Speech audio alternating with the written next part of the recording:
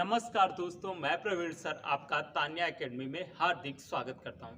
दोस्तों, आज हम बात करने वाले हैं तुगलक वंश के शासक मोहम्मद बिन तुगलक के बारे में, जिसने 1325 से लेकर 1351 तक शासन किया है। मोहम्मद बिन तुगलक का राज्याभिषेक बलबन के लाल महल में हुआ था। कहाँ हुआ था? बलबन के लाल महल में हुआ था, जहां पर अलाउद्दीन खिलजी का भी क्या हुआ था? राज्याभिषेक हुआ था। इस चीज को हमें ध्यान रखना है। अब बात बनती है कि हम क्या बात कर लें मोहम्मद बिन तुगलक के प्रारंभिक जीवनों के बारे में। प्रारंभिक जीवन के बारे में बात करेंगे तो मोहम्मद बिन तुगलक के बचपन का नाम क्या था, या और किस नाम से जानते हैं? तो उलूग खां के नाम से जानते हैं। किसके? उलूग खां ऑब्लिक जौना खां के नाम से जानते हैं। जौना खां इंपॉर्टेंट है दोस्तों, क्यों? क्योंकि पूछा जाता है कि फिरोज शाह तुगलक ने किसकी स्मृति में जौनपुर नगर की स्थापना की थी? तो जौना खां नाम लिखा हुआ आता है, और जौना खां किसका नाम है? मोहम्मद बिन तुगलक का नाम है। मोहम्मद बिन तुगलक ने अपना राज्याभिषेक कहां करवाया था? बलबन के लाल महल में करवाया था। यह चीज हमारे लिए इंपॉर्टेंट है, तो लिखिएगा बलबन मोहम्मद बिन तुगलक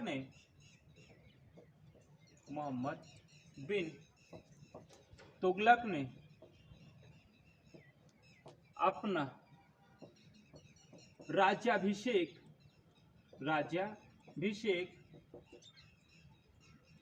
बलबन के लाल महल में करवाया था।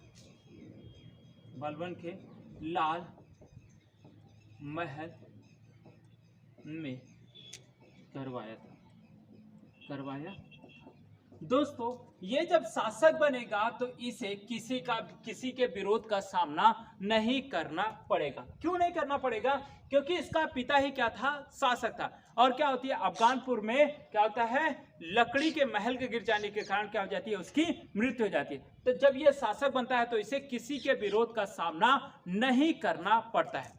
मोहम्मद बिन तुगलक ने क्या किया था? इस्लाम की शिक्षा ली थी, और दूसरी चीज इस्लाम के बारे में उसे बहुत अच्छे तरीके से पता था। तो उसने भी अलाउद्दीन खिलजी के तरीके से, क्या है? अलाउद्दीन खिलजी के तरीके से राजत्व में दैवी सिद्धांत को अलग करके रखा, या फिर राजत्व में दैवी सिद्धांत को क्या करके रखा? अलग रखा। इस तरीके से जैसे अलाउद्दीन खिलजी ने किया था। कहा कि उलेमा का कोई काम नहीं है सुल्तान के कार्यों में, तो उसने क्या किया? उलेमा वर्ग को ही क्या कर दिया? अलग कर दिया। और आप देखेंगे कि मोहम्मद बिन तुगलक के विरुद्ध क्या होता है? फतवा जारी होता है। मतलब क्या माना जाता है? उसे धर्म विरुद्ध माना जाता है। दूसरी चीज आप देखेंगे कि मुगल बादशाह अकबर के विरुद्ध भी क्या जारी हुआ था? फतवा जारी हुआ था। तो ये देखेंगे कि मोहम्मद बिन तुगलक के विरुद्ध क्या हुआ था? फतवा जारी हुआ था। और दूसरी चीज किसके विरुद्ध? अकबर के विरुद्ध जारी हुआ था, जो किस वंश से संबंधित था? मुगल राजवंश से संबंधित था। इसे क्या होता है? प्रारंभिक समय में किसी भी विरोध का सामना नहीं करना पड़ेगा। क्यों? क्योंकि यह सुल्तान का पुत्र था। तो लिखिएगा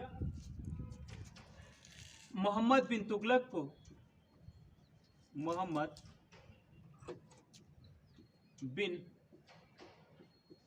को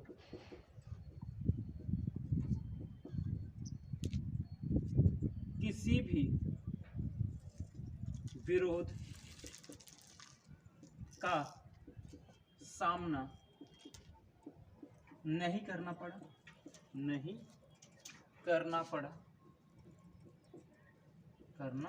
पड़ा। नेक्स्ट हमने आपसे क्या बताया? मोहम्मद बिन तुगलक की शिक्षा। मोहम्मद बिन तुगलक की शिक्षा बहुत अच्छे तरीके से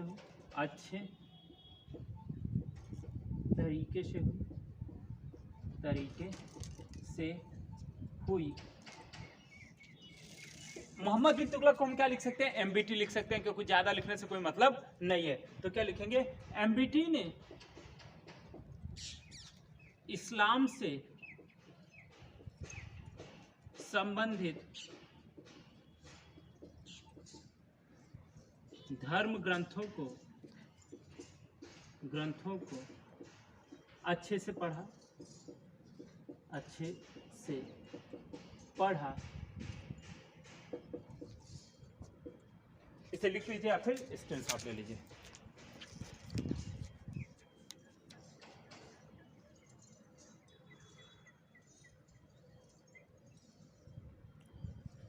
हो गया। क्या है, इस्लाम धर्म की शिक्षा बहुत अच्छे से लिया, और उसकी शिक्षा कैसे हुई, सैनिक शिक्षा भी हुई। ठीक है, लिखिएगा मोहम्मद बिन तुगलक की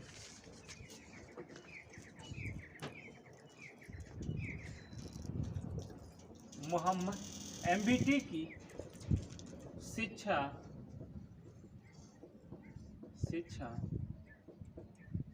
सैनिक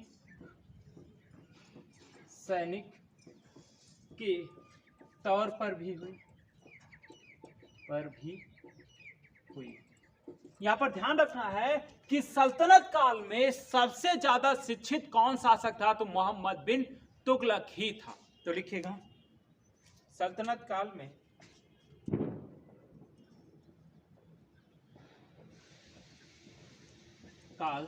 में सबसे अधिक शिक्षित सुल्तान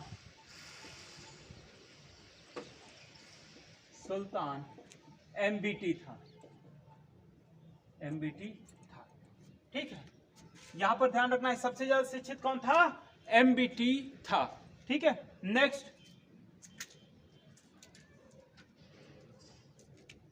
नेक्स्ट यहीं पर पूछा जा सकता है कि सल्तनत काल में सबसे अधिक विद्वान शासक कौन था, तो मोहम्मद बिन तुगलक ही था। तो लिखिएगा मोहम्मद बिन तुगलक सल्तनत काल में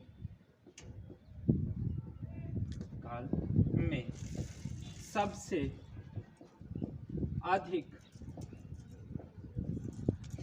विद्वान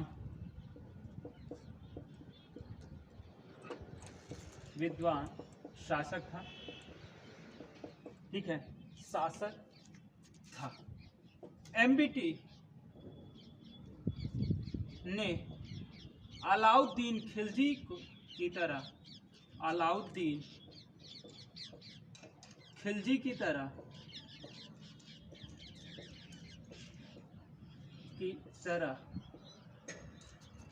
राजत्व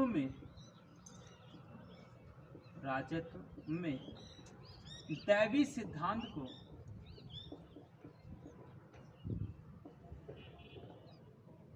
राजत्व में उलेमा वर्ग का हस्तक्षेप स्वीकार नहीं किया। ठीक है, नेक्स्ट बात की जाए तो मोहम्मद बिन तुगलक और किसके विरुद्ध फतवा जारी हुआ था, अकबर के विरुद्ध फतवा जारी हुआ था। ये क्वेश्चन पूछा जा सकता है कि मोहम्मद किस शासक के विरुद्ध सल्तनत काल में क्या हुआ था, फतवा जारी हुआ था। तो फतवा जारी किसके विरुद्ध हुआ था, मोहम्मद बिन तुगलक के विरुद्ध हुआ।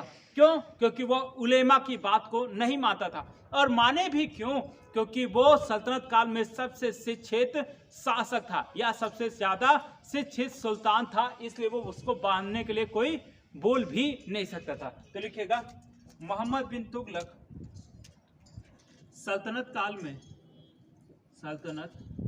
काल में एमबीटी के विरुद्ध फतवा जारी हुआ था। ठीक है, नोट अकबर के विरुद्ध भी फतवा जारी हुआ था।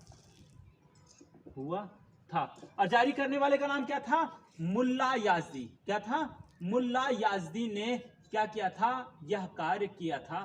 तो ये भी क्वेश्चन पूछा गया। क्या पूछा गया है कि अकबर के विरुद्ध फतवा किसने जारी किया था, तो मुल्ला याजदी ने यह कार्य किया था। इसे हमें पता होना चाहिए। तो दोस्तों इसे लिख लीजिए या फिर स्क्रीनशॉट ले लीजिए।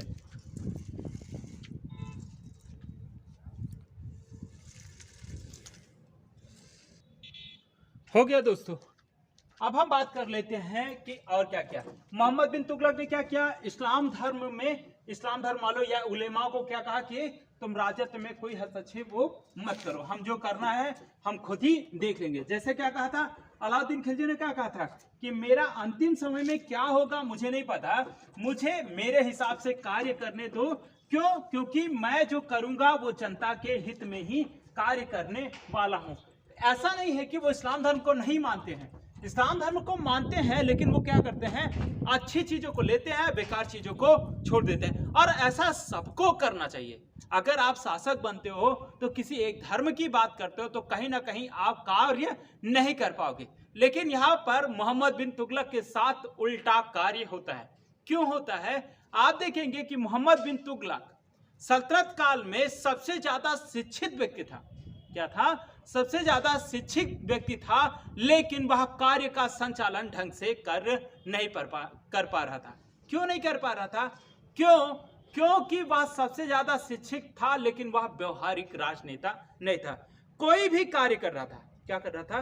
कोई भी कार्य कर रहा था तो उस पर क्या होता था, उसका नियंत्रण स्थापित नहीं हो पा रहा था, इसीलिए वह सफल शासक नहीं माना जाता है।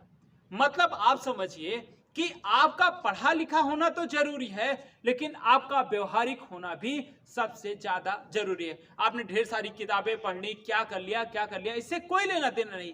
आपका व्यवहारिक होना सबसे ज्यादा जरूरी है। जैसे आप समझ सकते हो कि अगर आप ग्राम प्रधान का इलेक्शन लड़ने जा रहे हो या फिर पंचायत का इलेक्शन लड़ने जा रहे हो, तो प्रधान जो होता है वो क्या होता है, व्यवहारिक होता है। और आपने क्या किया, BA MA BEd ये सारी दुनिया की डिग्री बटोर ली। क्या की? दुनिया की डिग्री बटोर ली, और उसके पश्चात आप जाते हो इलेक्शन लड़ने, और आपका व्यवहार कुशल नहीं है। आपको लोग जानते हैं कि बहुत अच्छा पढ़ा लिखा है और आपके बारे में कुछ नहीं जानते, तो आप क्या होते हैं, इलेक्शन में हार जाते हैं। क्या होते हैं? इलेक्शन में हार जाते हैं। क्यों हार जाते हैं? क्योंकि आपको व्यवहारिक ज्ञान नहीं है कि लोगों के साथ कैसे उठना है, कैसे बैठना है, क्या करना है, क्या राजनीति में क्या होता है। आपको सब पता होता है, लेकिन राजनीति में क्या क्या होता है आपको अगर वो चीजें नहीं पता है, आप जो योजना है उसके बारे में बताओगे, लेकिन उसका प्रयोग आप ढंग से नहीं कर पाते हो, इसलिए आप क्या हो जाते हो, असफल हो जाते हो। यही कारण होता है कि मोहम्मद बिन तुगलक क्या हो जाता है, असफल हो जाता है। उसे क्या कहा जाता है, रक्त पिपासु कहा जाता है। क्या कहा जाता है? मोहम्मद बिन तुगलक को रक्त पिपासु कहा जाता है। और क्या कहा जाता है, अंतर विरोधों का मिश्रण कहा जाता है। और एक चीज एल्फिंस्टन महोदय ने जोड़ दी कि मोहम्मद बिन तुगलक में क्या पाया जाता है, पागलपन के अंश पाए जाते हैं। क्यों? क्योंकि वो जो भी कार्य कर रहा था उस पर उसका खुद का नियंत्रण नहीं होता था, इसलिए एल्फिंस्टन महोदय ने उसे क्या कहा, पागलपन के मिश्रण के बारे में कहा था। और ये सारी चीजें हमें क्या होनी चाहिए, पता होनी चाहिए। तो लिखेगा मोहम्मद बिन तुगलक ने हिंदुओं के साथ सहिष्णुता पूर्वक व्यवहार किया। आप देखेंगे ना कि मोहम्मद बिन तुगलक के समय में हिंदू अधिकारी हुआ करते थे, यहां तक कि मोहम्मद बिन तुगलक का जो वजीर था वो भी क्या था, हिंदू था। इस चीज को भी हमें ध्यान रखना है। तो लिखेगा मोहम्मद बिन तुगलक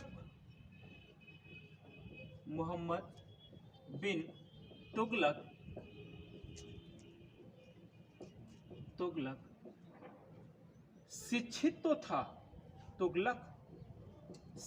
तो था, लेकिन व्यवहारिक नहीं था।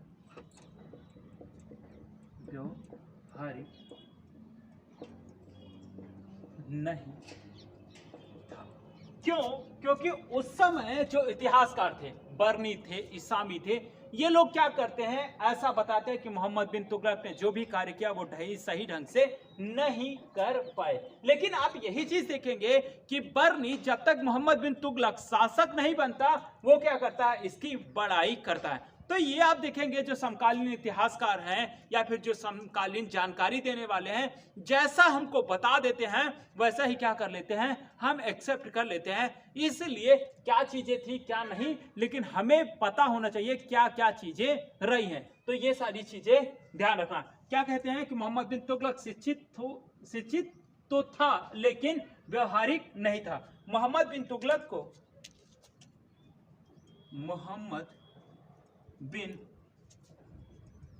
को अंतर विरोध हो का मिश्रण रक्त पिपासु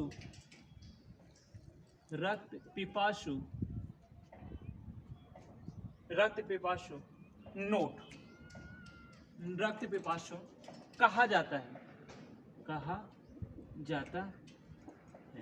नेक्स्ट लिखिएगा, एल्फिंसन महोदय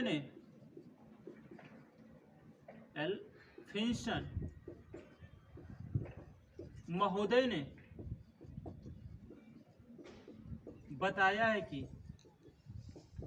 बताया है कि एमबीटी में मोहम्मद बिन तुगलक में पागलपन के कुछ अंश थे। सीधे सीधे कह दो ना, पागल है। क्यों? क्योंकि जानते हो इन्होंने इसामी और बर्नी को केंद्र मानकर कार्य किया। आप देखेंगे इतिहास लिखने के स्रोत कितने हैं, पुरातात्विक, साहित्यिक और विदेशी यात्रियों का विवरण। जो साहित्य विवरण मिला उसी तरीके से एल्फिंसन होंगे या फिर कोई और होगा, वो उसी तरीके से तो इतिहास लिखेगा ना। इसलिए क्या बताते हैं एल्फिंसन कि पागलपन के गुण किसमें थे, मोहम्मद बिन तुगलक में थे। तो इसे लिख लीजिए या फिर स्क्रीनशॉट ले लीजिए।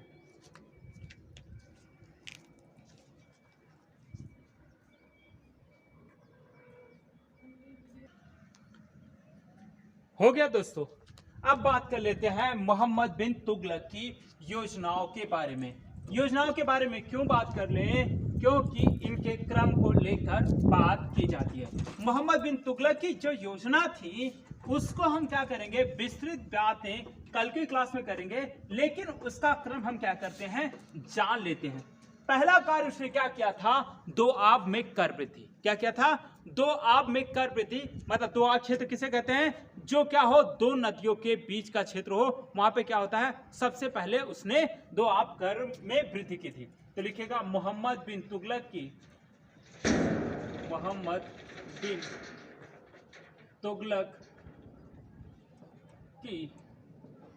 योजनाएं। ठीक है। नंबर 1,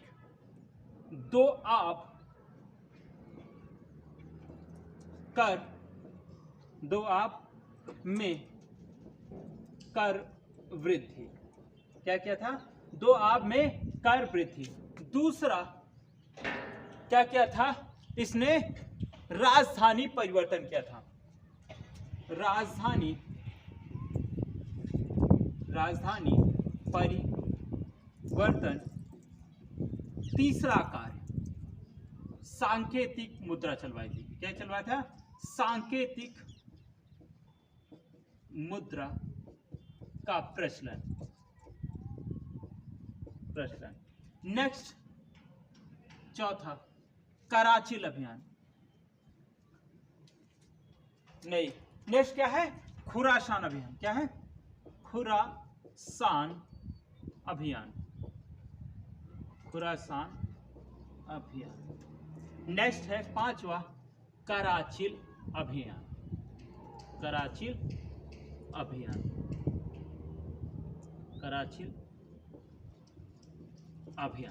दोस्तों यहां पर ध्यान रखना, ये जो योजनाएं हैं, क्या है, योजनाएं हैं, आपसे इनका क्रम पूछा जाता है। पहला क्या पूछा जाएगा कि इनका क्रम कैसे लगाया जाता है, ये हमें पता होना चाहिए। तो दोआब में क्या है, कर वृद्धि सबसे पहला है। दूसरा क्या है, राजधानी परिवर्तन है।